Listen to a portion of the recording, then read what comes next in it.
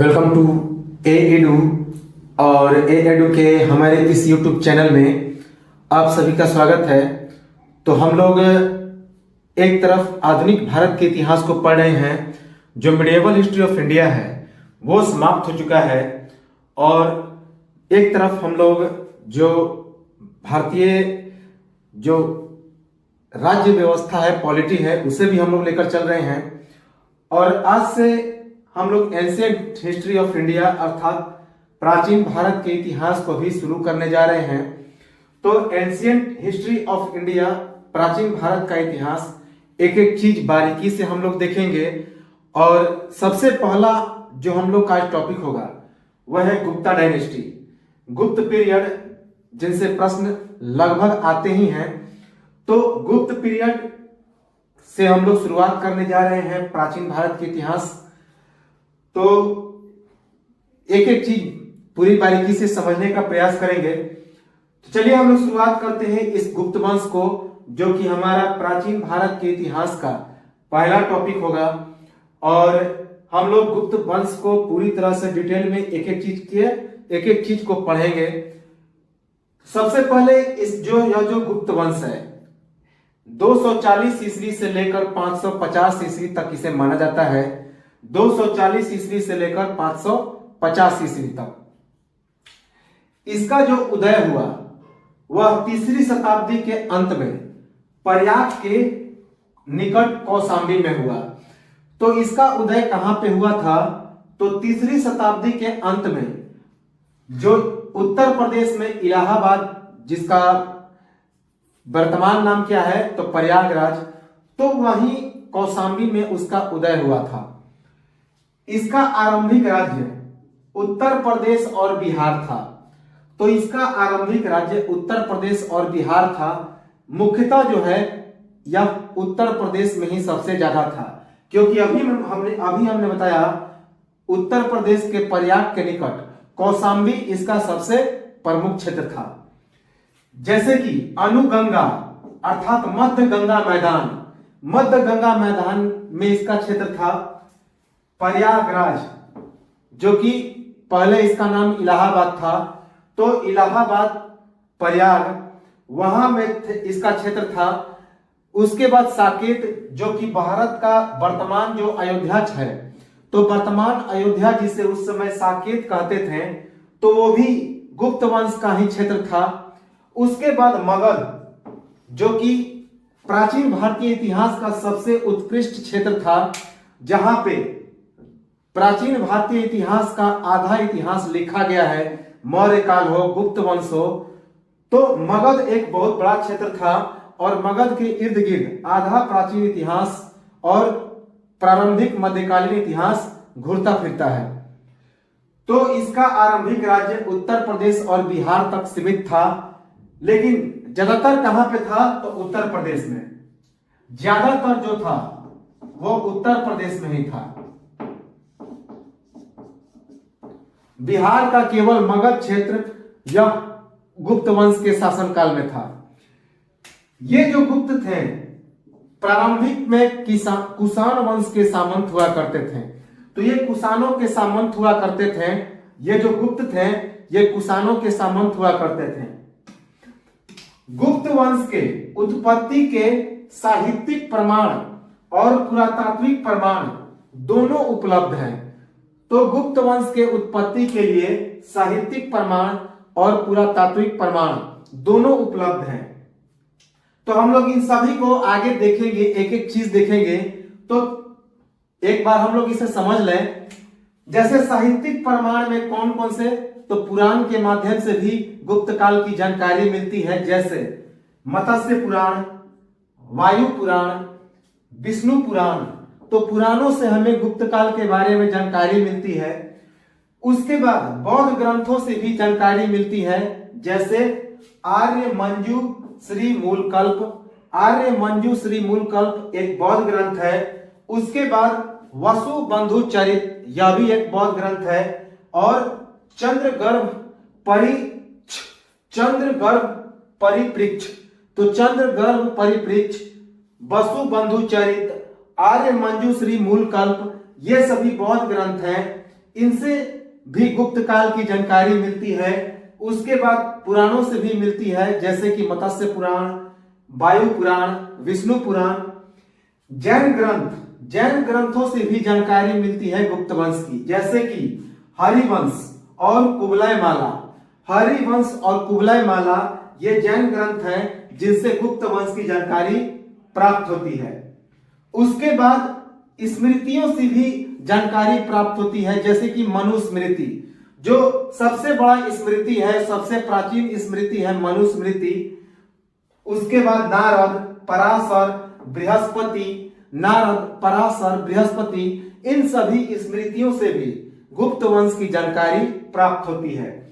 लौकिक साहित्यों से भी इस गुप्त वंश की जानकारी प्राप्त होती है, जैसे कि विशाख दत्त के द्वारा रचित देवी चंद्रगुप्तम। विशाख दत्त ने देवी चंद्रगुप्तम नामक एक नाटक की रचना की थी। इसे भी हम लोग आगे देखेंगे। और इस देवी चंद्रगुप्तम से रामगुप्त और चंद्रगुप्त के बारे में जानकारी मिलती है। तो चंद्रगुप्त प्रथम और रामगुप्त के बारे में जानकारी विशाख दत्त के द्वारा लिखा गया देवी चंद्रगुप्त से जानकारी मिलती है। अन्य साहित्यिक स्रोत भी हैं गुप्त काल के बारे में जानकारी प्राप्त करने के लिए, जैसे कि कालिदास के द्वारा लिखा गया अभिज्ञान शकुंतलम, रघुवंश महाकाव्यम, ये सभी संस्कृत नाटक हैं। उसके बाद मुद्रा राक्षस, या विशाख दत्त के द्वारा लिखा गया मुद्रा राक्षस, मृच्छ मटिकम या शूद्रक के द्वारा लिखा गया, ये सारी चीजें हम लोग आगे देखेंगे। मुद्रा राक्षस, मृच्छ मटिकम। उसके बाद हर्षचरित, जो कि वाणभट्ट के द्वारा लिखा गया है हर्षचरित। वात्स्यायन का कामसूत्र जिसकी रचना वात्स्यायन ने की है। तो इन सभी से भी इस गुप्त वंश के बारे में जानकारी प्राप्त होती है। उसके बाद पुरातात्विक और अभिलेखीय प्रमाण भी हैं। तो पुरातात्विक और अभिलेखीय प्रमाण भी हैं इस गुप्त वंश के बारे में जानने के लिए, जैसे कि प्रयाग प्रशस्ति। समुद्रगुप्त के काल में यह प्रयाग प्रशस्ति है। तो समुद्रगुप्त का प्रयाग प्रशस्ति जिस हम लोग आगे देखेंगे, इसी प्रयाग प्रशस्ति में समुद्रगुप्त को बीना वादन के रूप में दिखाया गया है, कि बीना बजाते हुए दिखाया गया है। कविराज की उपाधि मिली है। तो आगे हम लोग इसे देखेंगे। उसके बाद उदयगिरी का गुहा लेख, जूनागढ़ अभिलेख काफी फेमस है। स्कंदगुप्त के शासनकाल में यह लिखा गया।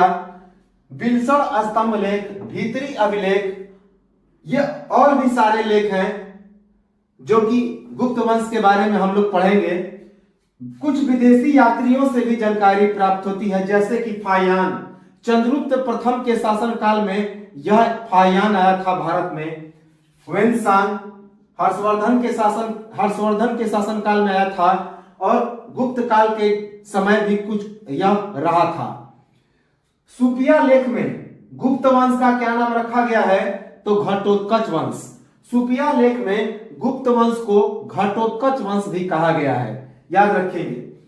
उत्तर भारत में कुषाण 230 ईस्वी में समाप्त हो चुके थे, और उसके समाप्त होने के बाद मध्य भारत का एक बड़ा भाग शकों, मरुंडो के अधिकार में लगभग 240 ईस्वी तक रहा।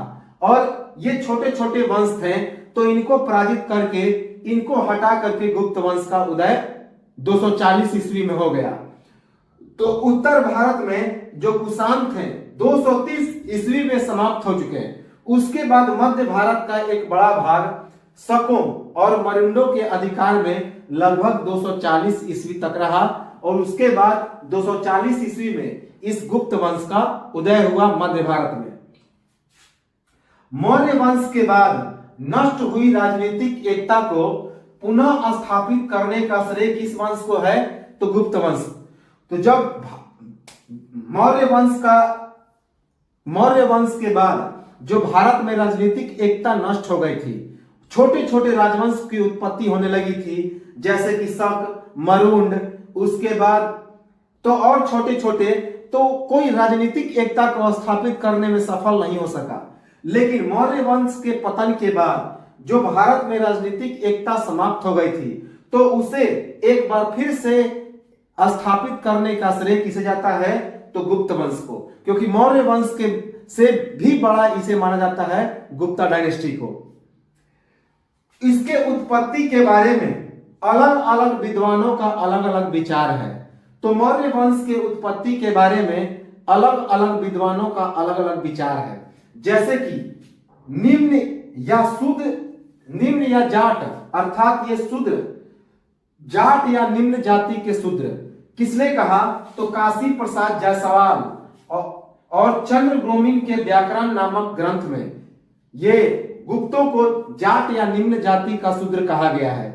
तो काशी प्रसाद जायसवाल और चंद्र गोमिन का जो व्याकरण नामक ग्रंथ है, इनके द्वारा गुप्तों को जाट या निम्न जाति का शूद्र कहा गया।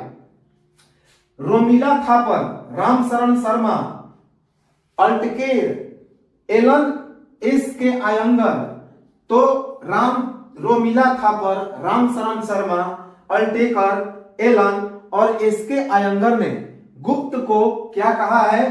तो ये इन्हें वैश्य कहा है। तो गुप्तों को क्या कहा? वैश्य कहा। रमेश चंद्र मजूमदार, गौरी शंकर ओझा, सुधारक चट्टोपाध्याय और पंचाब ताम्रपत्र, तो इन सभी ने गुप्तों को क्षत्रिय कहा। तो पंचाब ताम्रपत्र में गुप्तों को क्षत्रिय बताया गया है, जबकि रमेश चंद्र मजूमदार, गौरी शंकर ओझा और सुधाकर चट्टोपाध्याय ने भी गुप्तों को क्षत्रिय कहा। जबकि राय चौधरी और डॉक्टर रामगोपाल गोयल ने ब्राह्मण कहा। तो गुप्तों को क्या कहा? ब्राह्मण कहा। तो ये तो था हमारा गुप्त वंश का परिचय। अब हम लोग देखते हैं गुप्त वंश में कि कौन कौन से जो शासक हुए उनके बारे में देखते हैं। तो सबसे पहला संस्थापक, तो यह काफी इंपॉर्टेंट है। तो सबसे बड़ा फैक्ट तो यही हो गया कि गुप्त वंश की स्थापना किसने की? तो श्री गुप्त ने, जिसका वास्तविक नाम क्या था? महाराज गुप्त। तो महाराज गुप्त या श्री गुप्त। तो गुप्त वंश का संस्थापक था कौन? श्री गुप्त। 275 ईस्वी से लेकर 280 ईस्वी तक इसने शासन किया। डेट कोई खास आवश्यकता नहीं है, बस डेट हम लोग याद रखेंगे। यह पूछा गया है कि गुप्त वंश की उत्पत्ति कब हुई, स्थापना कब हुई? तो 275 ईस्वी में। काफी इंपॉर्टेंट है। 275 से 280 ईस्वी तक श्री गुप्त वंश का शासक रहा। प्रभावती गुप्त के पूना ताम्रपत्र अभिलेख में इसे आदिराज की उपाधि दी गई है। तो प्रभावती गुप्त जो कि किसकी माता थी? तो चंद्रगुप्त प्रथम। तो हम लोग आगे देखेंगे। तो प्रभावती गुप्ता के पूना ताम्रपत्र अभिलेख में श्री गुप्त को आदिराज की उपाधि दी गई है। आदिराज।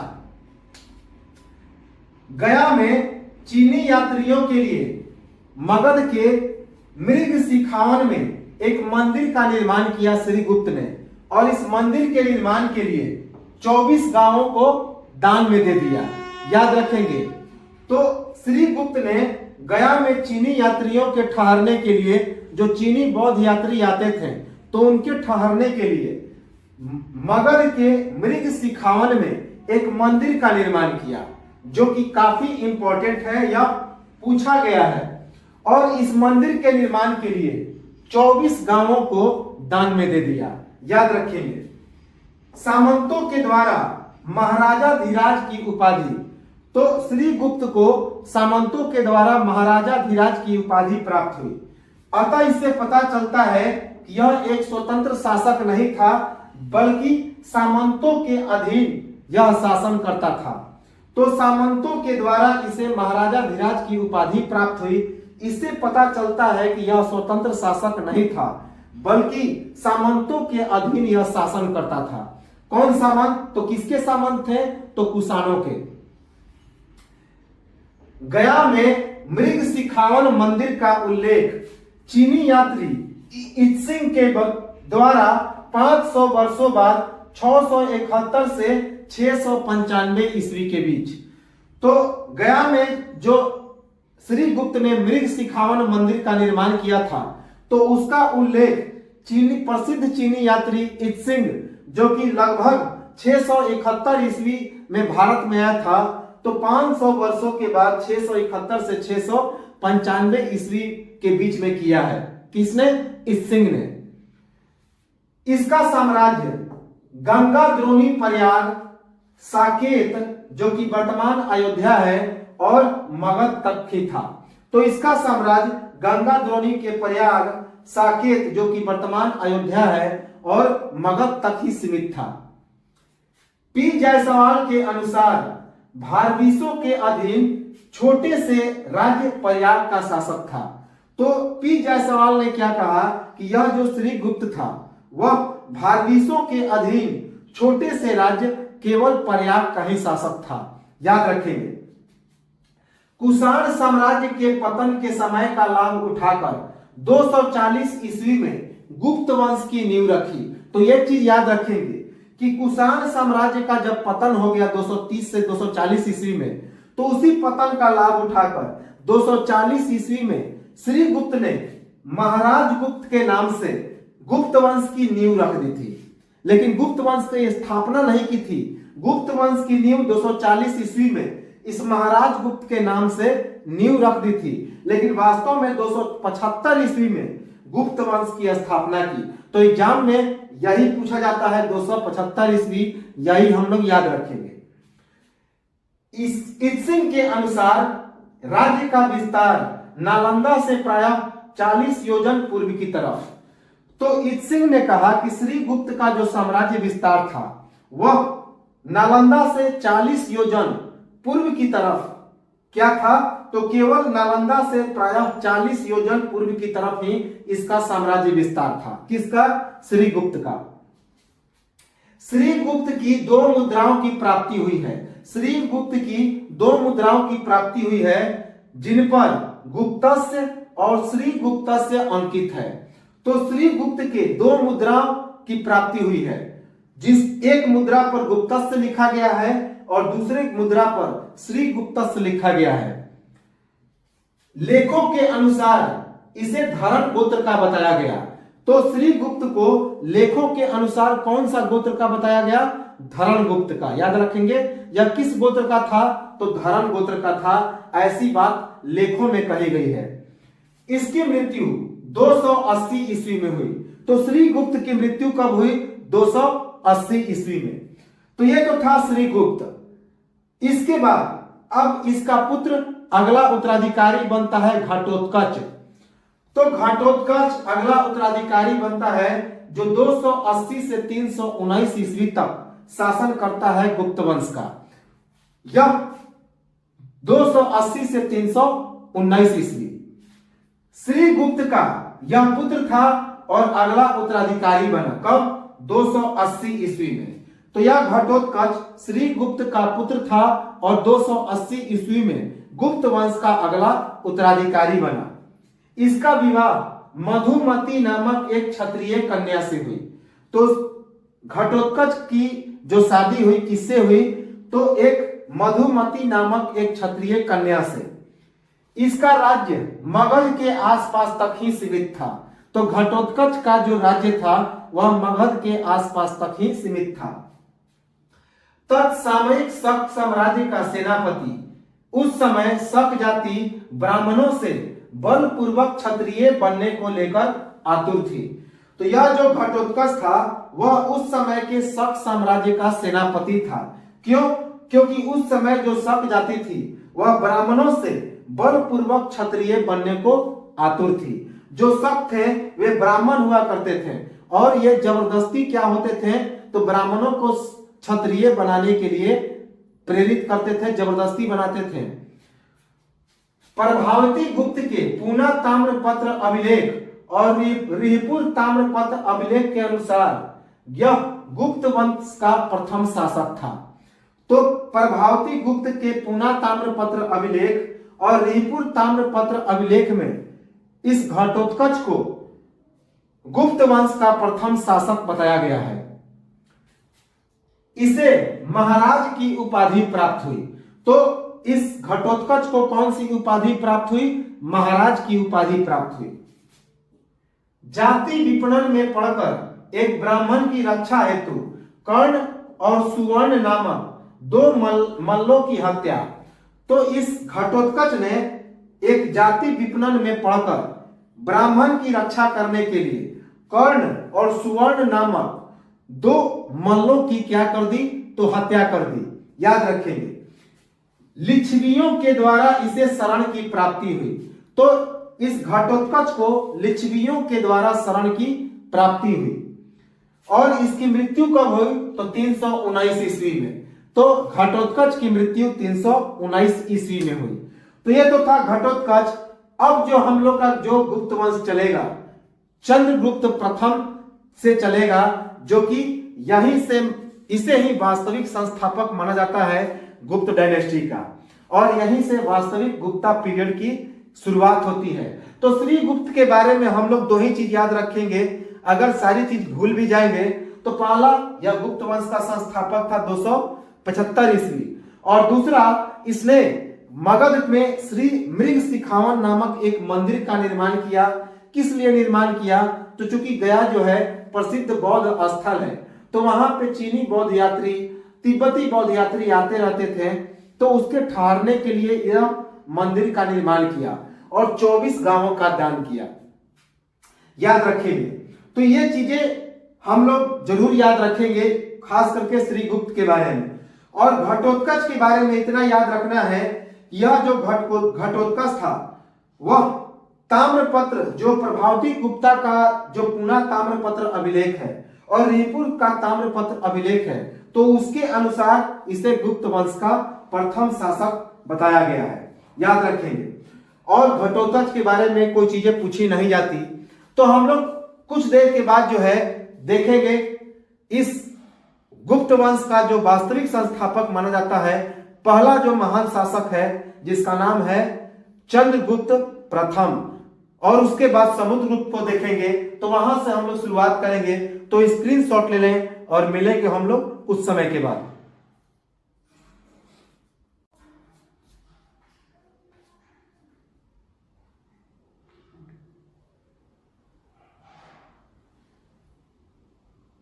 तो चलिए हम लोग फिर से एक बार इस गुप्त वंश को कंटिन्यू करें। गुप्त वंश का जो अगला शासक बनता है उसका नाम था चंद्रगुप्त प्रथम। चंद्रगुप्त प्रथम, जिसका शासन काल 320 ईस्वी से लेकर 335 ईस्वी तक रहता है, उसे हम लोग देखें। यह जो चंद्रगुप्त प्रथम था वह घटोत्कच का पुत्र था और गुप्त वंश का अगला उत्तराधिकारी बना। तो घटोत्कच के बाद गुप्त वंश का अगला उत्तराधिकारी कौन बना? तो चंद्रगुप्त प्रथम। यह जो चंद्रगुप्त प्रथम था वह गुप्त वंश का पहला स्वतंत्र शासक और गुप्त वंश का वास्तविक संस्थापक था। तो गुप्त वंश का यदि पहला स्वतंत्र शासक कहा जाए या फिर वास्तविक संस्थापक कहा जाए तो वह चंद्रगुप्त प्रथम था, क्योंकि इसके पहले जो घटोत्कच और श्रीगुप्त थे वे सामंत, कुषाणों के जो सामंत हुआ करते थे, वे स्वतंत्र शासक नहीं थे। लेकिन गुप्त वंश का पहला स्वतंत्र शासक कौन था? तो वह चंद्रगुप्त प्रथम था और इसे वास्तविक संस्थापक भी कहा जाता है, क्योंकि इसने एक स्वतंत्र राजवंश की स्थापना की। याद रखेंगे, इसने एक उपाधि धारण की, महाराजा धीराज की। तो चंद्रगुप्त प्रथम ने महाराजा धीराज की उपाधि धारण की। लिच्छवियों को अपने साम्राज्य में इसने क्या किया? तो शामिल कर लिया। तो चंद्रगुप्त प्रथम ने लिच्छवियों को अपने साम्राज्य में शामिल कर लिया। लिच्छवी अर्थात पहले वैशाली को लिच्छवी कहा जाता था। तो लिच्छवियों को इसने अपने साम्राज्य में शामिल किया। बज्जिका के द्वारा लिखित कीर्ति कौमुदी नामक नाटक में लिच्छवियों को क्या कहा गया है? तो मलेच्छ कहा गया है। और चंद्रगुप्त प्रथम को चंडसेन और कारस्कर कहा गया है। तो बज्जिका ने एक नाटक लिखा था जिसका नाम है कीर्ति कौमुदी। तो कीर्ति कौमुदी नामक नाटक में बज्जिका ने लिच्छवियों को मलेच्छ कहा है और चंद्रगुप्त प्रथम को चंडसेन और कायस्कर कहा। लिच्छवियों के सहयोग एवं समर्थन पाने के लिए चंद्रगुप्त प्रथम ने क्या किया कि लिच्छवी राजकुमारी कुमार देवी से विवाह कर लिया, ताकि उसका जो राज्य है वह राजनीतिक दृष्टि से सुदृढ़ और आर्थिक दृष्टि से समृद्ध बन सके। तो अपने राज्य को राजनीतिक दृष्टि से सुदृढ़ और आर्थिक दृष्टि से समृद्ध बनाने के लिए और लिच्छवियों का सहयोग प्राप्त करने के लिए इस चंद्रगुप्त प्रथम ने लिच्छवी राजकुमारी कुमार देवी से विवाह किया। तो काफी इंपॉर्टेंट है कि लिच्छवियों का सहयोग पाने के लिए चंद्रगुप्त प्रथम ने कुमार देवी से विवाह किया। इसका राज्य विस्तार पूर्व में मगध से पश्चिम में प्रयागराज तक, अर्थात पूर्व में मगध से लेकर पश्चिम में इलाहाबाद तक था और दक्षिण में मध्य प्रदेश के दक्षिण पूर्व तक और उत्तर में अयोध्या तक था। याद रखेंगे कि चंद्रगुप्त प्रथम का जो राज्य विस्तार था वह पूर्व में मगध से पश्चिम में प्रयागराज तक अर्थात इलाहाबाद तक था, जबकि दक्षिण में मध्य प्रदेश के दक्षिण पूर्व तक था और उत्तर में अयोध्या तक था। इसने द्वितीय मगध साम्राज्य की स्थापना की थी। तो काफी इंपॉर्टेंट है कि चंद्रगुप्त प्रथम ने द्वितीय मगध साम्राज्य की स्थापना की थी। चूंकि इसके पहले जो मौर्य साम्राज्य था, तो मौर्य साम्राज्य में मगध काफी उत्कर्ष था, मगध काफी एक विस्तृत था, लेकिन मौर्य साम्राज्य के पतन के बाद मगध का भी पतन हो गया। लेकिन एक बार फिर से मगध साम्राज्य का विस्तार किसने किया? तो इस चंद्रगुप्त प्रथम ने। तो इसे क्या कहा जाता है कि द्वितीय मगध साम्राज्य की स्थापना इसने की। किसने? चंद्रगुप्त प्रथम ने। कुमार देवी से विवाह की स्मृति में इस चंद्रगुप्त प्रथम ने सोने के सिक्के का प्रचलन किया। तो कुमार देवी से जब इसकी विवाह हो गई तो उस विवाह की याद में, स्मृति में चंद्रगुप्त प्रथम ने सोने के सिक्के का प्रचलन किया, जिसे क्या कहा गया? तो इस सिक्के को राजा रानी प्रकार का सिक्का कहा गया, विवाह प्रकार का सिक्का कहा गया और लिच्छवी प्रकार का सिक्का कहा गया। क्यों? क्योंकि सिक्के के एक ओर चंद्रगुप्त प्रथम कुमार देवी को अंगूठी भेंट कर रहा है और दूसरी ओर सिंहवाहिनी देवी अर्थात दुर्गा की आकृति बनी हुई है और इस पर लिच्छवाएं भी अंकित है। तो जब कुमार देवी से इसकी विवाह हो गई चंद्रगुप्त प्रथम की, तो अपने विवाह की स्मृति में चंद्रगुप्त प्रथम ने सोने के सिक्के का प्रचलन किया। इस सिक्के के एक ओर क्या अंकित था?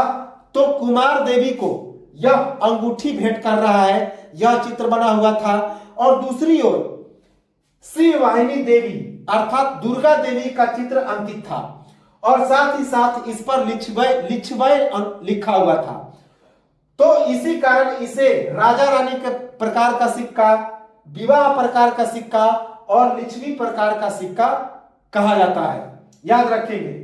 अर्थात इस पर कुमार देवी और चंद्रगुप्त प्रथम इन दोनों का चित्र अंकित है। इसने अपनी राजधानी पाटलिपुत्रा को बनाई। तो चंद्रगुप्त प्रथम ने अपनी राजधानी कहां स्थापित की? तो पाटलिपुत्रा में। 319 ईस्वी से लेकर 320 ईस्वी तक इसने एक संवत की स्थापना की, जिसे गुप्त संवत कहा जाता है। तो वेरी वेरी इंपॉर्टेंट है, जो कि चंद्रगुप्त प्रथम के बारे में बार बार पूछा जाता है कि गुप्त संवत की स्थापना किसने की? तो चंद्रगुप्त प्रथम ने। कब की? तो 319 से लेकर 320 ईस्वी में। यह जो गुप्त संवत है, गुप्त संवत और शक संवत के बीच कुल 241 वर्षों का अंतर है। तो गुप्त संवत और शक संवत के बीच 241 वर्षों का अंतर है। कौशांबी और कौशल पर विजय प्राप्त करके इसे अपने अधीन अपने राज्य में शामिल किया। तो चंद्रगुप्त प्रथम ने कौशांबी और कौशल राज्य पर विजय प्राप्त करके इन दोनों राज्यों को अपने राज्य के अधीन शामिल कर लिया। इसके राज्य विस्तार के बारे में जानकारी कहां से मिलती है? तो पुराणों से और हरिसेन के द्वारा रचित पर्यांक प्रशस्ति से। तो चंद्रगुप्त प्रथम के राज्य विस्तार के बारे में जानकारी कहां से मिलती है? तो तो पुराणों से और हरिसेन के द्वारा रचित प्रयाग प्रशस्ति से। इसका राज्याभिषेक कब हुआ? तो 319 ईस्वी में। चंद्रगुप्त प्रथम का राज्याभिषेक 319 ईस्वी में हुआ, लेकिन इसका शासन कब से प्रारंभ हुआ? 320 ईस्वी से। और इसकी मृत्यु कब हुई? तो 335 ईस्वी में। 335 ईस्वी में चंद्रगुप्त प्रथम की मृत्यु हो गई। अब चंद्रगुप्त प्रथम के बाद यदि प्राचीन भारतीय इतिहास का यदि कोई महानतम शासक आता है तो उसका नाम है समुद्रगुप्त, जिसे यशगुप्त के नाम से भी जाना जाता है। तो समुद्रगुप्त या यशगुप्त, तो समुद्रगुप्त या यशगुप्त, इसका शासनकाल 335 ईस्वी से लेकर 380 ईस्वी तक था। तो समुद्रगुप्त या यशगुप्त का शासनकाल 335 से लेकर 380 ईस्वी तक था। यह समुद्रगुप्त चंद्रगुप्त प्रथम और कुमार देवी का पुत्र था और गुप्त वंश का अगला उत्तराधिकारी बना। तो चंद्रगुप्त प्रथम के बाद उसका और कुमार देवी का पुत्र समुद्रगुप्त गुप्त वंश का अगला उत्तराधिकारी बना। इसे बहुत सारी उपाधियां प्राप्त हुई, जैसे कि परक्रमांक, महाराजाधिराज, समरसत, सर्वराजोच्छेता, अश्वमेध पराक्रम, काच, दूरदर्शी, राज्य निर्माता, कला प्रेमी, महान विजेता और अश्वमेध कर्ता। तो समुद्रगुप्त को कई उपाधियां प्राप्त हुई। कौन कौन? परक्रमांक, महाराजाधिराज, समरसत, सर्वराजोच्छेता, अश्वमेध पराक्रम, काच, दूरदर्शी, राज्य निर्माता, कला प्रेमी, महान विजेता और अश्वमेध कर्ता। 360 ईस्वी में इसने एक अश्वमेध यज्ञ संपन्न कराया। किसने? तो समुद्रगुप्त ने। और इस अश्वमेध यज्ञ को संपन्न कराने के बाद संपूर्ण भारत पर विजय प्राप्त किया और इसके बाद उसे अश्वमेध कर्ता की उपाधि प्राप्त हुई और महान विजेता की भी उपाधि प्राप्त हुई। तो 360 ईस्वी में समुद्रगुप्त ने एक अश्वमेध यज्ञ कराया और अश्वमेध यज्ञ कराने के बाद संपूर्ण भारत में विजय हासिल किया और इसी कारण इसे महान विजेता और अश्वमेध कर्ता की उपाधि प्राप्त हुई। इसका राज्याभिषेक 335 ईस्वी में हुआ। तो समुद्रगुप्त का राज्याभिषेक कब हुआ? 335 ईस्वी में। इसे लिच्छवी दौहित्र के नाम से भी जाना जाता है। तो काफी इंपॉर्टेंट है कि समुद्रगुप्त को लिच्छवी दौहित्र अर्थात लिच्छवियों के पुत्र के नाम से भी जाना जाता है, क्योंकि कुमार देवी क्या थी? तो लिच्छवी राजकुमारी थी। इसी कारण समुद्रगुप्त को लिच्छवी दौहित्र कहा जाता है, लिच्छवियों का पुत्र कहा जाता है। इंपॉर्टेंट है। यह जो समुद्रगुप्त था वह वैष्णव मतानुयायी था, अर्थात वैष्णव धर्म का अनुयायी था। विष्णु धर्म का वह मानने वाला था, लेकिन फिर भी यह सभी धर्म के प्रति सहिष्णु का भाव रखता था, अर्थात सभी धर्मों को यह एक समान रूप से देखता था। हालांकि यह वैष्णव मतानुयायी था। इसके जो समुद्रगुप्त का जो राज्यारोहण है, समुद्रगुप्त का जो राज्यारोहण है, इसका साम्राज्य विस्तार है, इसके बारे में सटीक जानकारी किससे प्राप्त होती है? तो इसका एक दरबारी कवि था, मंत्री था और संविधि ग्राहक था। तो समुद्रगुप्त का एक दरबारी कवि, मंत्री और संविधि ग्राहक था, जिसके द्वारा एक प्रयाग प्रशस्ति की रचना की गई थी और इस दरबारी कवि का नाम था हरिसेन। तो समुद्रगुप्त के दरबार में उसका एक दरबारी कवि, मंत्री और संविधि ग्राहक था, जिसका नाम था हरिसेन। उसने एक प्रयाग प्रशस्ति लिखी थी। उसी प्रयाग प्रशस्ति से समुद्रगुप्त के राज्यारोहण, साम्राज्य विस्तार, इन सब के बारे में सटीक जानकारी प्राप्त होती है। यह भी आई है कि समुद्रगुप्त का अभिलेख कौन है? तो प्रयाग प्रशस्ति। या कई बार एग्जाम में पूछा गया है कि समुद्रगुप्त के बारे में जानकारी कहां से प्राप्त होती है? तो प्रयाग प्रशस्ति से। इसकी रचना किसने की? तो उसका दरबारी कवि और मंत्री और संविधि ग्राहक, जिसका नाम था हरिसेन। समुद्रगुप्त के सिक्कों पर समुद्रगुप्त को बीना बजाते हुए दिखाया गया है। इससे पता चलता है कि वह संगीतज्ञ था और कला मर्मज्ञ था। तो समुद्रगुप्त के सिक्कों पर समुद्रगुप्त को बीना बजाते हुए दिखाया गया है। इससे पता क्या चलता है कि वह संगीतज्ञ था और कला मर्मज्ञ था, अर्थात कला प्रेमी था। यह भी काफी इंपॉर्टेंट है। समुद्रगुप्त को प्रयाग प्रशस्ति में कविराज की उपाधि से संसूचित किया गया है और इस प्रयाग प्रशस्ति में इसे श्री गुप्त का प्रपौत्र कहा गया है। तो प्रयाग प्रशस्ति में समुद्रगुप्त को क्या कहा गया है? कविराज की उपाधि से संबोधित किया गया है, कविराज कहा गया है और इसे श्री गुप्त का प्रपौत्र अर्थात परनाती भी कहा गया। अब हम लोग थोड़ा सा प्रयाग प्रशस्ति के बारे में देख लें कि प्रयाग प्रशस्ति की जो भाषा थी वह किस भाषा में लिखी गई है? तो संस्कृत भाषा में। तो प्रयाग प्रशस्ति किस भाषा में है? तो संस्कृत भाषा में। इसमें समुद्रगुप्त के अश्वमेध यज्ञ का वर्णन नहीं है। तो प्रयाग प्रशस्ति में समुद्रगुप्त के अश्वमेध यज्ञ का वर्णन नहीं है। इसमें समुद्रगुप्त के मृत्यु का भी वर्णन नहीं है। तो इस प्रयाग प्रशस्ति में समुद्रगुप्त के अश्वमेध यज्ञ और उसके मृत्यु का वर्णन नहीं है। इसी प्रयाग प्रशस्ति पर बीरबल, जो कि अकबर के नवरत्नों में से एक था और अकबर का मित्र था, अभिलेख बना हुआ है। तो बीरबल का अभिलेख इसी प्रयाग प्रशस्ति पर बना है, जो कि अकबर का मित्र था। इसकी जो शैली है, अर्थात प्रयाग प्रशस्ति किस शैली में लिखी गई है? तो चंपू शैली में इंपॉर्टेंट है। यह पूछा गया है कि प्रयाग प्रशस्ति जो है उस किस शैली में लिखा गया है? तो चंपू शैली में। प्रयाग प्रशस्ति सम्राट अशोक के अभिलेख पर खुदा हुआ है। तो प्रयाग प्रशस्ति की खुदाई कहां पे की गई है? तो मौर्य सम्राट अशोक के अभिलेख पर इसकी खुदाई की गई है। अपने विजय अभियान हेतु अलग अलग नीतियों का सहारा लिया किसने? समुद्रगुप्त ने।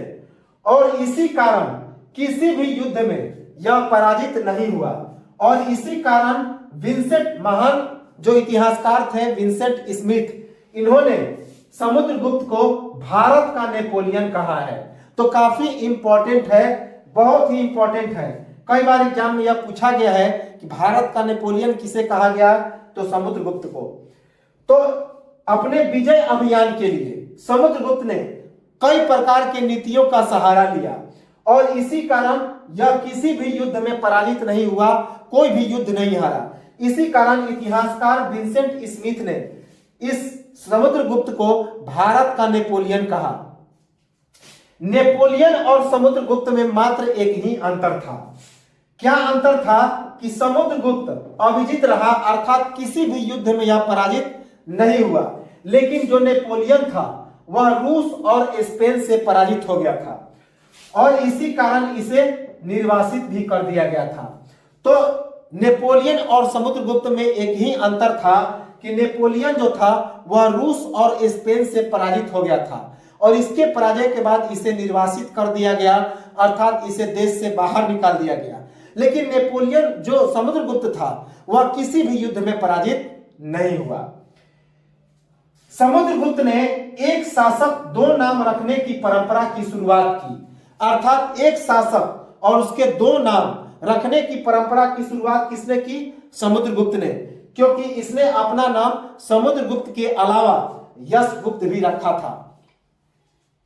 प्रयाग प्रशस्ति में समुद्रगुप्त को धर्म प्रचार बंधु की उपाधि दी गई है। Very very important. तो प्रयाग प्रशस्ति में समुद्रगुप्त को क्या कहा गया है? धर्म प्रचार बंधु, अर्थात यह सर्वधर्म संपन्न की भावना रखता था, सभी धर्मों को एक समान देखता था, इसी कारण इसे धर्म प्रचार बंधु की उपाधि दी गई है। अब समुद्रगुप्त की जो विजय एवं साम्राज्यवादी नीतियां थी, कौन कौन नीतियां थी? मुख्य 5 नीतियों का अनुसरण करके समुद्रगुप्त एक महान विजेता बना था। तो 5 प्रकार की समुद्रगुप्त की विजय और साम्राज्य विस्तारवादी नीतियां थी।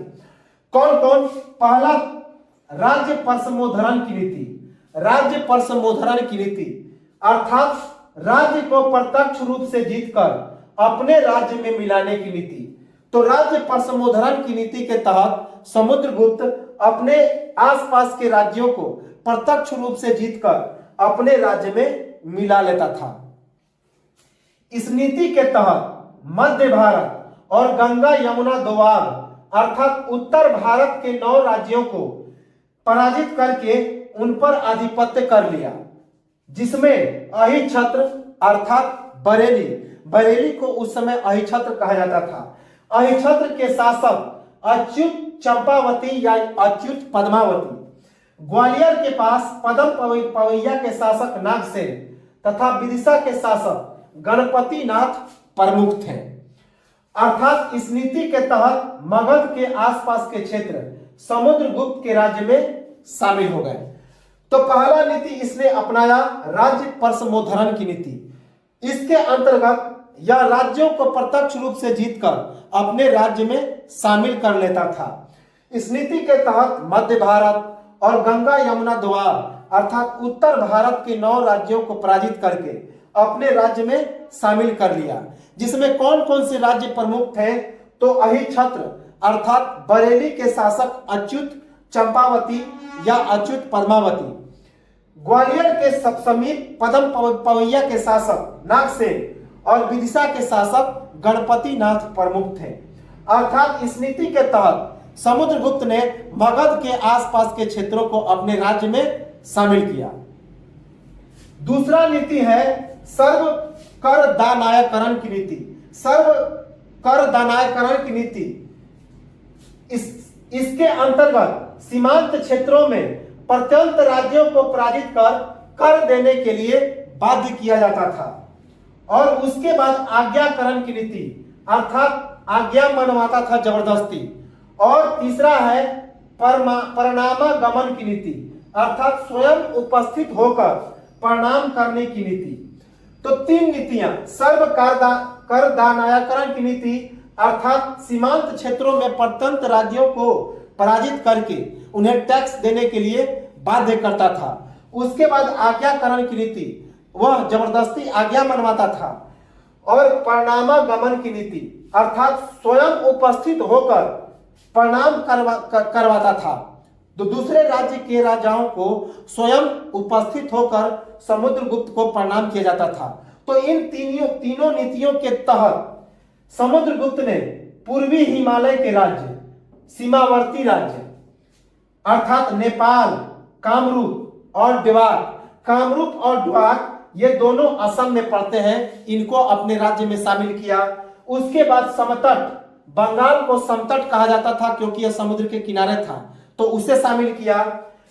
उसके बाद गणराज्यों जैसे कि मालवा, अर्जुनायन, यौधे, माद्रक, आम्भीर, प्रार्जुन, काक, खारपरिक, सनकानी, इन राज्यों पर विजय प्राप्त करके अपने राज्य में शामिल कर लिया। उसके बाद तीसरी जो नीति है वह परिचारिकाकृत नीति। परिचारिकाकृत नीति का मतलब होता है कि दूसरे राज्यों को अपने अधीन करके उसे गुलाम बना देना, दास बना देना, परिचारी बना देना। तो इस नीति के तहत समुद्रगुप्त पूर्णतः पराजित करके सम्राट की सेवा में नियुक्त होने के लिए विवश कर देता था, या फिर उन्हें परिचारी, गुलाम या फिर दास बना देता था। तो परिचारिकाकृत नीति के तहत यह जो समुद्रगुप्त था राज्यों को पूर्णतः पराजित करके सम्राट की सेवा में नियुक्त होने के लिए विवश कर देता था, और उसके बाद उन्हें उन राजाओं को गुलाम बना देता था, परिचारी बना देता था या फिर दास बना देता था। इस नीति के तहत उत्तर प्रदेश के गाजीपुर जिले से मध्य प्रदेश के जबलपुर जिले तक विंध्य क्षेत्र के 18 आटविक राज्यों पर इसने कब्जा किया। तो परिचारिकाकृत नीति के तहत समुद्रगुप्त ने उत्तर प्रदेश के गाजीपुर जिले से मध्य प्रदेश के जबलपुर जिले तक विंध्य क्षेत्र के 18 आटविक राज्यों पर कब्जा किया, अपने अधीन शामिल कर लिया। चौथा जो नीति इसने अपनाया गृहण मोक्षानुगृह की नीति, जिसे धर्म विजय की नीति भी कहा जाता है। तो गृहण मोक्षानुगृह की नीति या धर्म विजय की नीति का इसने क्या किया? तो उपयोग किया। इस नीति के तहत पहले राजा को पराजित करके छोड़ दिया जाता था और फिर उसके राज्य को लौटा दिया जाता था। तो गृहण मोक्षानुगृह की नीति के तहत राज्य को पहले अपने अधीन कर लिया जाता था, फिर उसके बाद उस राज्य के राजा को वह राज्य लौटा दिया जाता था। याद रखेंगे इस नीति का क्या नाम था? तो गृहण मोक्षानुगृह की नीति। इसे धर्म विजय की नीति भी कहा जाता है। इस नीति के तहत भारत के 12 राज्यों कौन कौन? कोसल, महाकांतर, कोसल राज्य, बिष्टुपुर, कोटार, एराडफल, कांची, अवमुक्त, वेंगी, पलक्कर, देवराष्ट्र, कुस्थलपुर, इन सभी के शासकों पर इसने विजय प्राप्त किया। तो गृहण मोक्षानुगृह की नीति के तहत भारत के 12 राज्यों कोसल, महाकांतर, कोसल राज्य, बिष्टुपुर, कोट्टार, एराडफल, कांची, अवमुक्त, बेगी, पलक्कर, देवराष्ट्र और कुस्थलपुर के शासकों पर इसने विजय प्राप्त किया। पांचवा जो नीति था इसका कन्योपायन की नीति। कन्योपायन की नीति, तो कन्योपायन की नीति, आत्मनिवेदन की नीति और गरुड़ मंदक की नीति। तो पांचवा जो था वह कन्योपायन की नीति। इसका मतलब है विदेशी राजाओं को पराजित करके उसकी कन्याओं का विवाह गुप्त वंश में करके उन राज्यों को अपने राज्य में मिला लेता था।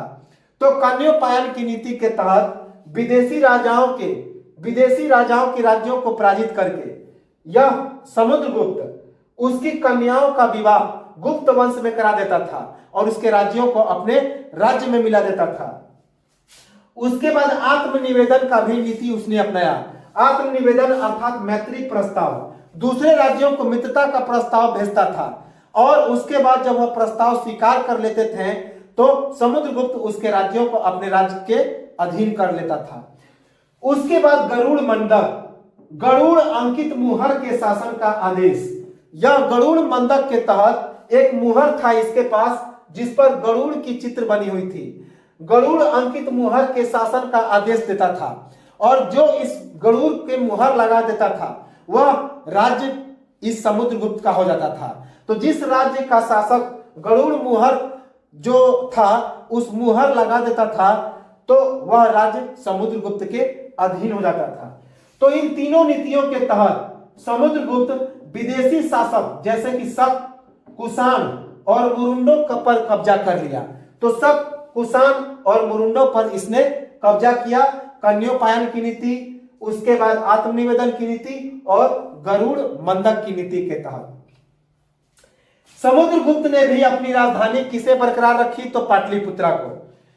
चंद्रगुप्त प्रथम ने जो राजधानी बनाई थी पाटलिपुत्रा, तो समुद्रगुप्त ने भी उसी को अपने राजधानी बनाई। प्राचीन भारतीय इतिहास का यह महानतम शासक माना जाता है। तो अभी हमने कहा कि यह प्राचीन भारतीय इतिहास का एक महानतम शासकों में से एक, या यूं कहे तो सबसे महानतम शासक था। राजनैतिक और सामाजिक उत्कर्ष का काल, तो समुद्रगुप्त का जो गुप्त वंश का शासन काल था वह राजनैतिक और सामाजिक उत्कर्ष का एक सबसे बड़ा काल माना जाता है। तो समुद्रगुप्त का काल गुप्त वंश के राजनैतिक और सामाजिक उत्कर्ष का काल माना जाता है। तो एक स्क्रीनशॉट ले लें, इसके बाद हम लोग इस समुद्रगुप्त को आगे देखेंगे, इसके कौन कौन से अभिलेख हैं, उसके बाद और भी चर्चा करेंगे और देखेंगे कुमारगुप्त, चंद्रगुप्त द्वितीय जिसे विक्रमादित्य के नाम से भी जाना जाता है। तो एक स्क्रीनशॉट लें और हम लोग कुछ समय के बाद इसे कंटिन्यू करेंगे।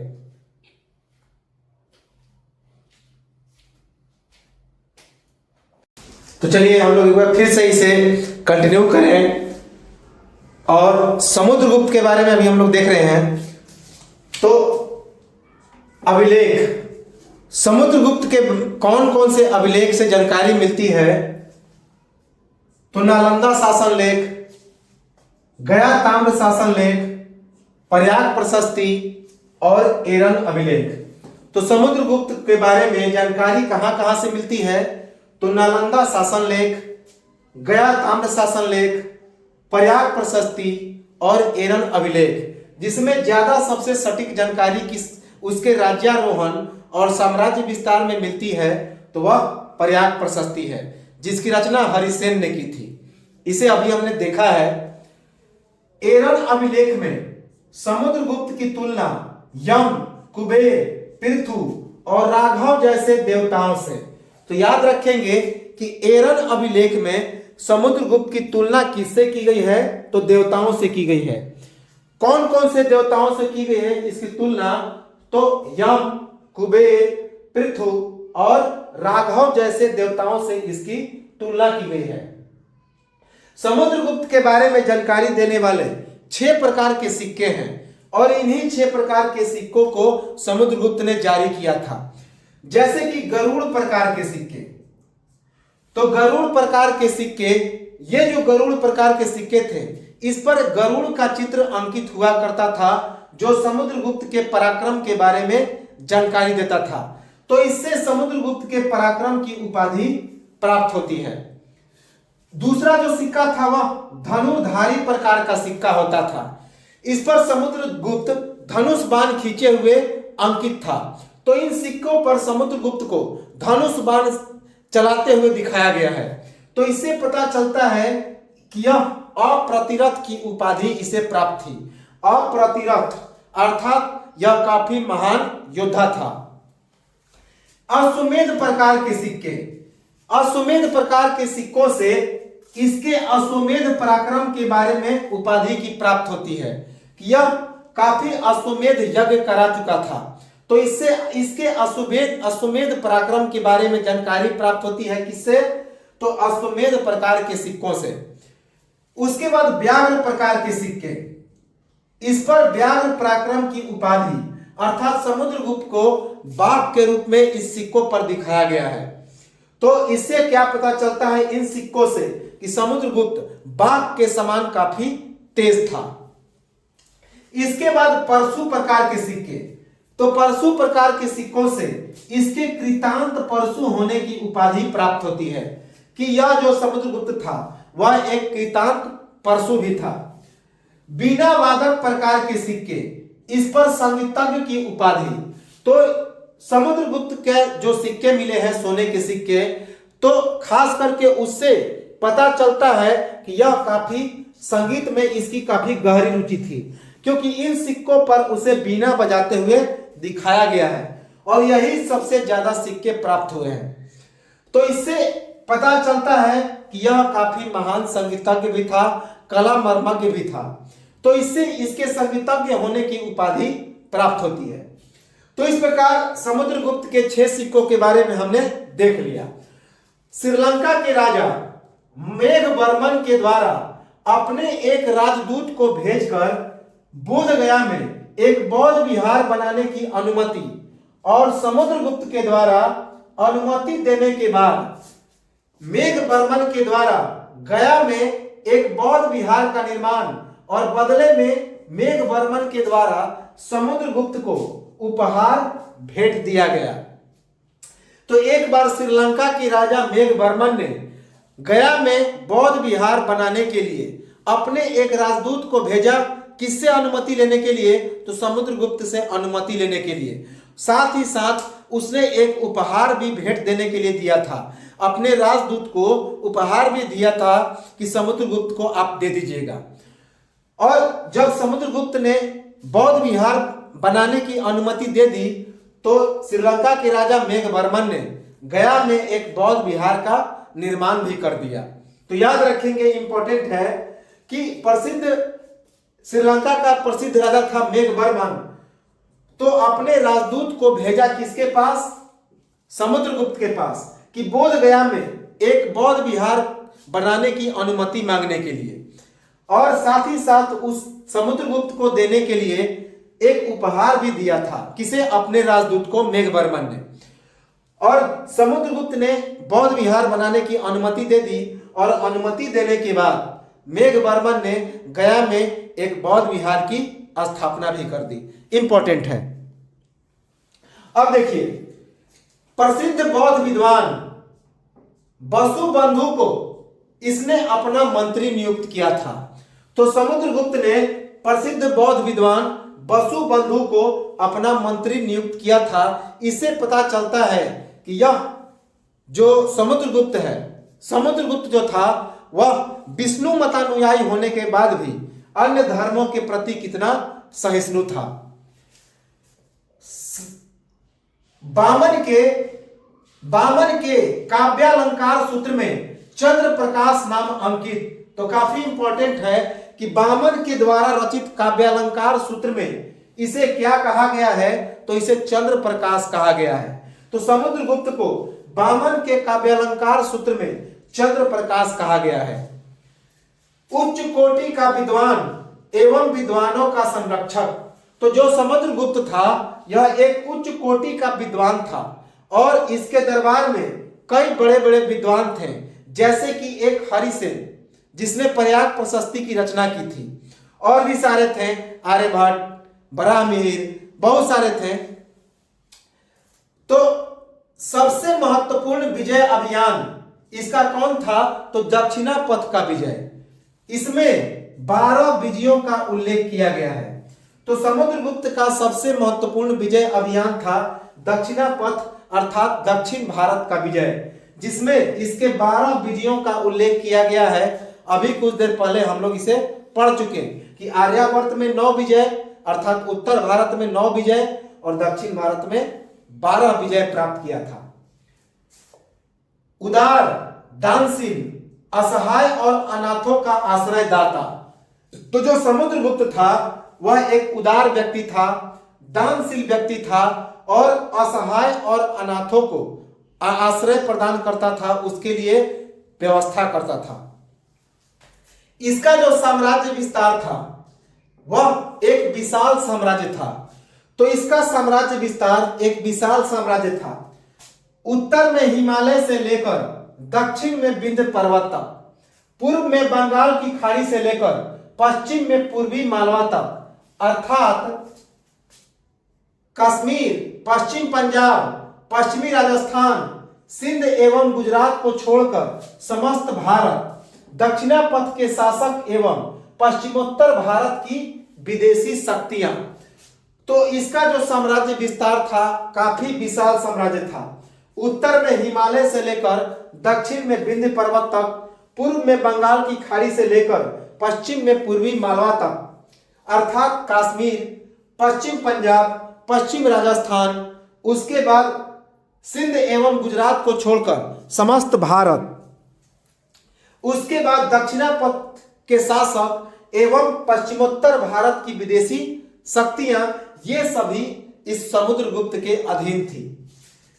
वैदिक धर्म के अनुसार धर्म और प्राचीर बंध, अर्थात यह धर्म की प्राचीर कहा गया।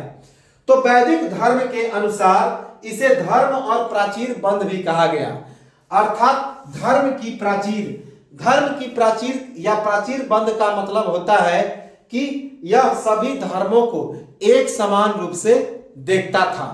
याद रखेंगे। इसका जो समकालीन शक शासक था वह कौन था, तो रुद्र सिंह तृतीय। तो समुद्रगुप्त के समय जो समकालीन शक शासक था, शक राजा कौन था, तो रुद्र सिंह तृतीय। आर्यावर्त के 9 शासकों और दक्षिणावर्त के 12 शासकों पर इसने विजय प्राप्त किया। तो अभी हमने इसे देख लिया कौन कौन। उत्तर भारत के 9 शासकों पर विजय प्राप्त किया था, जिसमें अच्युत, नागसेन और गणपतिनाथ प्रमुख थे। तो इसे अभी हमने देख लिया। इसके दिग्विजय का क्या ध्येय था, ध्येय अर्थात लक्ष्य। समुद्रगुप्त के दिग्विजय का लक्ष्य था धरणी बंध।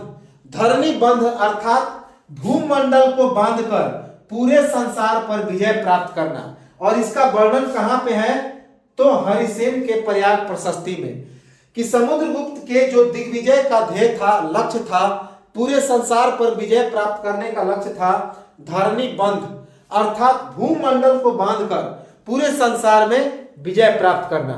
और इसका वर्णन कहां पे है, तो हरिसेन के द्वारा रचित प्रयाग प्रशस्ति में। समुद्रगुप्त के शासनकाल में राजनीतिक विकेंद्रीकरण और विदेशी शक्तियों के आधिपत्य के बाद आर्यावर्त पुनः नैतिक, बौद्धिक, तथा भौतिक उन्नति की चोटी पर पहुंचा।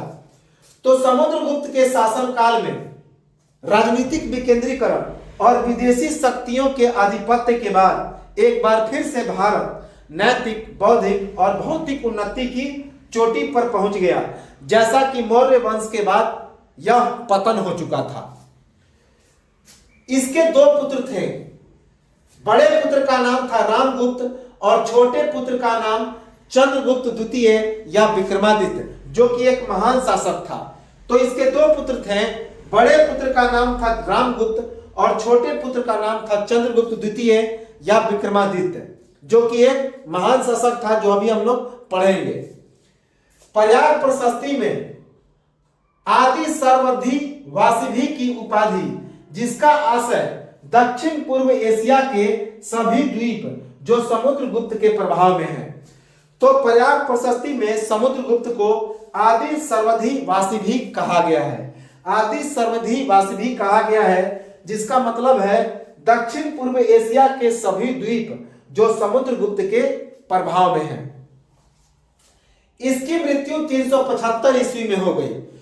तो शासन जो दिखाया गया है प्रयाग प्रशस्ति में 380 तक दिखाया गया है, लेकिन इसकी मृत्यु 375 ईस्वी में हो जाती है, क्योंकि 5 वर्ष रामगुप्त शासन करता है। ऐसा किससे पता चलता है? तो विशाख दत्त के द्वारा रचित देवी चंद्र गुप्तम नामक नाटक से।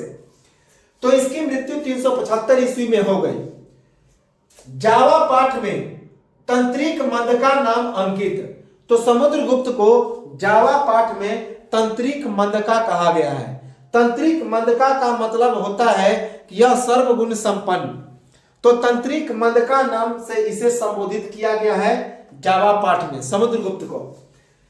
इलाहाबाद शिलालेख में समुद्रगुप्त के द्वारा पराजित राजाओं के नाम अंकित है। तो इलाहाबाद के शिलालेख में अर्थात प्रयाग प्रशस्ति में समुद्रगुप्त के द्वारा पराजित राजाओं के नाम लिखा गया है। तो कौन कौन राजाओं को इसने पराजित किया? अच्युत, नागदत्त, चंद्रवर्मन, बलधर्मा, गणपतिनाथ, नंदीनाग और उसके बाद रुद्रदेव तृतीय और मातिल, जिसमें जो गणपति नाग थे और नंदी थे, वे नंदी और गणपति नाग जो कि विदिशा और मथुरा के नाग वंश के शासक थे। तो इलाहाबाद शिलालेख में समुद्रगुप्त के द्वारा पराजित राजाओं के नाम लिखा गया है। कौन कौन? अच्युत, नागदत्त, चंद्रवर्मन, बलधर्मा, गणपति नाग, नंदी, जिसमें नंदी और गणपति नाग विदिशा अर्थात मथुरा के नाग वंश के शासक थे। उसके बाद रुद्रदेव तृतीय और मातिल। अभिलेखों के अनुसार समुद्रगुप्त के समय गंगा जमुना दोआब का नाम क्या था? तो अंतर्वेदी था। तो अभिलेखों के अनुसार समुद्रगुप्त के समय गंगा जमुना दोआब का नाम क्या था? तो अंतर्वेदी कहा जाता था। याद रखेंगे, गंगा जमुना दोआब का नाम क्या था? तो अंतर्वेदी था। इसके बाद दक्षिण भारत पर विजय वाले राज्य के राजा। तो दक्षिण भारत के 12 राज्यों पर समुद्रगुप्त ने विजय प्राप्त किया था, लेकिन उन दक्षिण भारत के 12 राज्यों के कौन कौन से राजा पर इसने विजय प्राप्त किया, तो उसे हम लोग देखें। जैसे कि उस समय कौशल में राजा महेंद्र थे। कौशल के राजा महेंद्र को पराजित किया। महाकांतर के व्याघराज को, तो महाकांतर के व्याघराज को, कौराल के मंत्रराज को, उस समय कौराल में राजा मंत्र थे, तो कौराल के मंत्रराज को पराजित किया। विष्णुपुर के राजा महेंद्रगिरी को पराजित किया। विष्णुपुर के कौन से राजा? महेंद्रगिरी को। कोराल के राजा स्वामी दत्त को, कोराल के राजा स्वामी दत्त को पराजित किया। कांची के विष्णुगोप को पराजित किया। यहां पे कांची का राजा होगा दमन। कांची का राजा कौन है? तो दमन है। तो कांची के राजा दमन को पराजित किया। उसके बाद एरंडपल के राजा विष्णुगोप को पराजित किया। एरंडपल के राजा कौन थे? विष्णुगोप, उसे पराजित किया। उसके बाद अवमुक्त के राजा नीलराज को पराजित किया, अर्थात अवमुक्त के राजा नीलराज को पराजित किया, बेगी के राजा हस्तवर्मन को पराजित किया, पलक्कर के राजा उग्रसेन को पराजित किया। पलक्कर के राजा कौन था उस समय? उग्रसेन, उसे पराजित किया। और देवराष्ट्र के राजा कुबेर को पराजित किया। देवराष्ट्र के राजा कौन था? कुबेर, उसे पराजित किया। उसके बाद कोरस्थलपुर के राजा धनंजय को पराजित किया। तो कोरस्थलपुर के राजा धनंजय को पराजित किया किसने? तो दक्षिण भारत पर जब विजय प्राप्त किया तो इन राज्यों के राजाओं को समुद्रगुप्त ने पराजित किया। शिलालेखों में चिरोत्सन अश्वमेधाहर्ता और अनेकाश्वमेधायाजी के नाम से प्रसिद्ध है। तो समुद्रगुप्त को शिलालेखों में चिरोत्सन अश्वमेधाहर्ता और अनेकाश्वमेधयाजी के नाम से अंकित किया गया है, लिखा गया है। तो चिरोत्सन अश्वमेधाहर्ता का मतलब होता है देर से न हुए अश्वमेध यज्ञ को फिर से प्रारंभ करने वाला। तो देर से न हुए अश्वमेध यज्ञ को एक बार फिर से प्रारंभ करने वाला। और अनेकाश्वमेधयाजी का मतलब होता है अनेक अश्वमेध यज्ञ को संपन्न करने वाला। तो इन दोनों नाम से इसे शिलालेख में लिखा गया। तो यह तो था हमारा गुप्त वंश का सबसे महानतम और प्राचीन भारतीय इतिहास का सबसे महानतम शासक समुद्रगुप्त या फिर यशगुप्त। अब हम लोग देखते हैं इसके बड़े पुत्र रामगुप्त के बारे में, जिसका शासनकाल 5 वर्षों का होता है, 375 से 380 ईस्वी तक। तो 375 से 380 ईस्वी तक समुद्रगुप्त का बड़ा पुत्र रामगुप्त गुप्त वंश का अगला शासक बनता है। तो समुद्रगुप्त का यह बड़ा पुत्र था और 375 ईस्वी में गुप्त वंश का अगला उत्तराधिकारी बना। तो 375 ईस्वी में इस समुद्रगुप्त की मृत्यु हो गई। तो उसके बाद इसका बड़ा पुत्र, और क्या नाम था उसका? रामगुप्त, वह गुप्त वंश का अगला उत्तराधिकारी बना। विशाख दत्त कृत देवी चंद्रगुप्तम नामक नाटक में चंद्रगुप्त द्वितीय से पहले रामगुप्त का गुप्त वंश के शासक के रूप में वर्णन। तो विशाख दत्त के द्वारा रचित देवी चंद्रगुप्तम नामक नाटक में क्या बताया गया है कि चंद्रगुप्त द्वितीय से पहले रामगुप्त गुप्त वंश का शासक बन गया था। इसके रामगुप्त के तांबे के सिक्के प्राप्त हुए हैं। कहां से? तो विदिशा और उदयगिरी से। तो रामगुप्त के तांबे के सिक्के प्राप्त हुए हैं विदिशा और उदयगिरी से। बाण भट्ट के हर्षचरित और राजशेखर के काव्य मीमांसा से रामगुप्त के बारे में जानकारी प्राप्त होती है। तो बाण भट्ट के हर्षचरित और राजशेखर के काव्य मीमांसा से रामगुप्त के बारे में जानकारी प्राप्त होती है, याद रखेंगे। राजशेखर के काव्य मीमांसा में इसे सर्मगुप्त और सेनगुप्त के नाम से संबोधित किया गया है। तो राजशेखर के काव्य मीमांसा में इस रामगुप्त को क्या कहा गया है? तो सर्मगुप्त और सेनगुप्त कहा गया है। क्यों कहा गया है सर्मगुप्त और सेनगुप्त? तो क्योंकि यह एक निर्बल और कायर और नपुंसक शासक था। कि रामगुप्त निर्बल, कायर और एक नपुंसक शासक था। इसकी जो पत्नी थी ध्रुव स्वामिन, तो ध्रुवा स्वामिन इससे संतुष्ट नहीं थी, इसे छोड़कर वह जाना चाहती थी क्योंकि यह कामी, निर्बल और कायर शासक था। तो इसी का, चूंकि समुद्रगुप्त ने क्या किया था, जितने सारी विदेशी शक्तियां थी जैसे शक, कुषाण, मुरुंड, इन सभी को अपने अधीन में करके रखा था। लेकिन जब समुद्रगुप्त की मृत्यु हो गई तो मृत्यु होने के बाद ये सभी राज्य अपने आप को स्वतंत्र कर दिए, क्योंकि रामगुप्त एक निर्बल शासक था। और इसी का फायदा उठाकर शकों ने इस रामगुप्त पर हमला कर दिया और हमला करने के बाद इसे रामगुप्त को पराजित कर दिया। और पराजित करने के बाद एक अपमानजनक संधि कर दी शकों ने। किसके साथ? रामगुप्त के साथ। संधि में शर्त था कि यदि आप अपनी पत्नी को नहीं दीजिएगा तो हम लोग आपको मार देंगे। तो रामगुप्त ने इसी कायरता का परिचय देते हुए आसानी से अपनी पत्नी को शकों के हाथ में उपहार स्वरूप भेंट दे दिया। तो यही इसके अपमान का कारण था, यही इसके निर्बलता का कारण था। तो शकों द्वारा पराजित होकर उनके साथ अपमानजनक संधि की। किसने? तो रामगुप्त ने। इस संधि के तहत अपनी पत्नी ध्रुव स्वामी को शक राजाओं को उपहार स्वरूप भेंट में दे दिया और इस प्रकार अपनी प्रजा और भाई के नजर में काफी निंदनीय हो गया। तो जब शकों ने इसको पराजित किया तो पराजित होने के बाद शकों ने इनके साथ अपमानजनक संधि की। इस संधि के तहत क्या था कि इसने अपनी पत्नी ध्रुव स्वामी को शक राजा के हाथ में सौंप दिया उपहार स्वरूप, जिसके कारण यह अपनी प्रजा और अपने छोटे भाई चंद्रगुप्त द्वितीय की नजर में काफी निंदनीय हो गया, अपमानित हो गया। इसका जो छोटा भाई था चंद्रगुप्त द्वितीय बड़ा ही स्वाभिमानी और वीर स्वभाव का था। उसने अपने भाई का बदला लेने